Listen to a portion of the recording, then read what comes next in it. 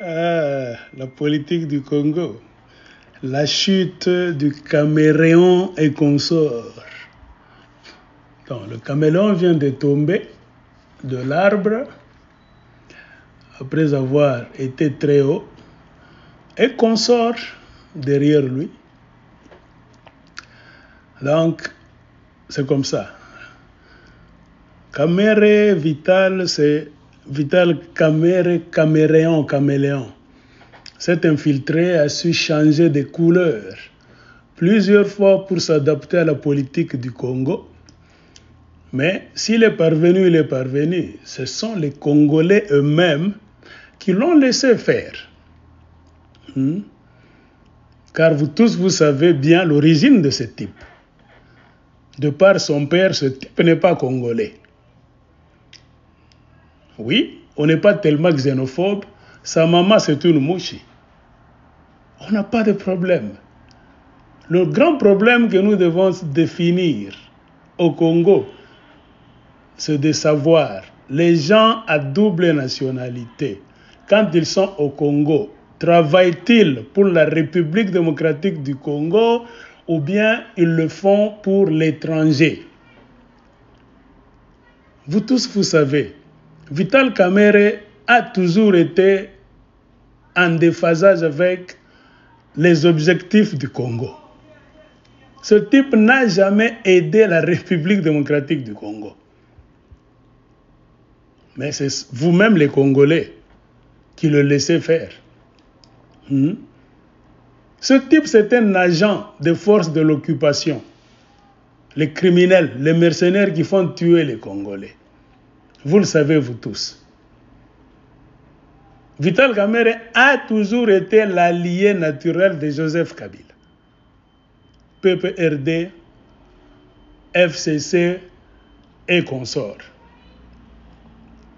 Et dans beaucoup de ces interventions, beaucoup de ces actions, ce type n'a jamais servi, bien n'a jamais posé des actes pour le bien, le bienfait donc du peuple congolais et du Congo. Non.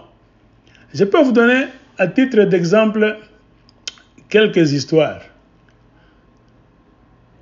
Joseph Kabila, qui ne voulait pas partir en 2016, a voulu tripatouiller la Constitution pour rester au pouvoir, chercher le troisième mandat. Qui a aidé Kabila à rester là-bas en 2016? C'est le même Vital Kamerhe, avec l'aide d'un Togolais, mafieux Edem Kodjo, qui est déjà mort. Quand Kabila ne voulait pas partir, le glissement de 2 ans, qui était l'artisan à la base de ce glissement? Vital Kamerhe. Moi, je vous donne des exemples. Nous sommes arrivés en 2018. Kabila, harcelé par le peuple congolais et la communauté internationale, Joseph Kabila ne voulait pas partir. Il a mis en place un système. Et c'est ce système qui est en train de vous ronger, vous les Congolais, jusqu'à aujourd'hui. Nous ne cessons de vous le dire. L'opposition s'est rencontrée à Genève pour chercher un candidat commun. Le même caméléon a pris la couleur de ce temps-là. Il s'est retrouvé là-dedans. Le même caméléon a boycotté, pas même boycotté, il a trahi la décision de Genève qui avait choisi Martin Fayulu comme le candidat commun. Le Cameroun a même tiré Félix Tshisekedi. Ils se sont retrouvés Liban d'Amassane. Car le Cameroun a toujours été l'agent de la Kabylie, donc de la Kagami. Sans oublier que le Cameroun avait offert 30 vaches au boucher, le génocideur du peuple congolais James Kabarebe, pendant le mariage de la fille de James Kabarebe, avec l'argent du contribuable du Congo. Le mafieux caméléon Vital a offert 30 vaches à la fille de James Kabarebe. Comme pour vous dire, moi, Moukatou Moué, Moukongo, venez tuer, nous sommes là. Le même Vital Cameroun a entraîné Félix Tshisekedi au Kenya, Nairobi. sur l'ordre de Joseph Kabila, dans l'ambassade de la RDC à Nairobi, Cameroun, en œuvre toujours, a formé Cash pour le changement, avec l'argent du peuple congolais. Les élections étaient là. Vous savez, vous tous ce qui s'était passé pendant les campagnes de 2018. Cameroun a été chassé, hué dans l'est du Congo par ses frères et sœurs, soi-disant frères et sœurs de l'est, Baswahili, Kivussien. Cameroun est rentré. Il y a eu ce qu'il y a eu, les accords de Kingakati. Cameroun s'est encore trouvé au cœur de vos histoires. Cameroun devait être directeur de cabinet, il s'est retrouvé ministre. Non, il devait être premier ministre de Félix Tshisekedi, il s'est retrouvé directeur de cabinet. Le Cameroun a pillé, volé des millions de dollars américains dans les comptes, dans les caisses du contribuable du Congo. C'est le même Cameroun qui est allé signer des papiers pour accorder l'entrée de Rwandair au Congo avec des espions rwandais en civil. C'est le même Cameroun, Vital Cameroun, qui a poussé l'agenda pour faire entrer la République démocratique du Congo dans leur organisation des États de l'Afrique de l'Est. Un Congo fatigué, non gouverné, Congo malade, un grand éléphant par terre. Cameroun a amené le Congo dans cette histoire là-bas des États de l'Afrique de l'Est pour qu'on puisse finir le Congo convenablement là-bas. On vous a tiré les oreilles, chers frères et sœurs congolais. Pourquoi est-ce que vous maintenez ce traître-là, là-bas? Vous n'avez pas voulu nous entendre et comprendre. Le même Cameroun, je ne sais pas comment elle vous a dribblé pour se retrouver président de l'Assemblée nationale du Congo pour la deuxième fois, parce qu'il était encore au temps de Joseph Kabila. Cet allié des occupants du Congo, des génocidaires kagamistes, connaît tous vos dossiers. Il connaît votre côté le plus faible. Il sait sur quel bouton appuyer pour vous avoir.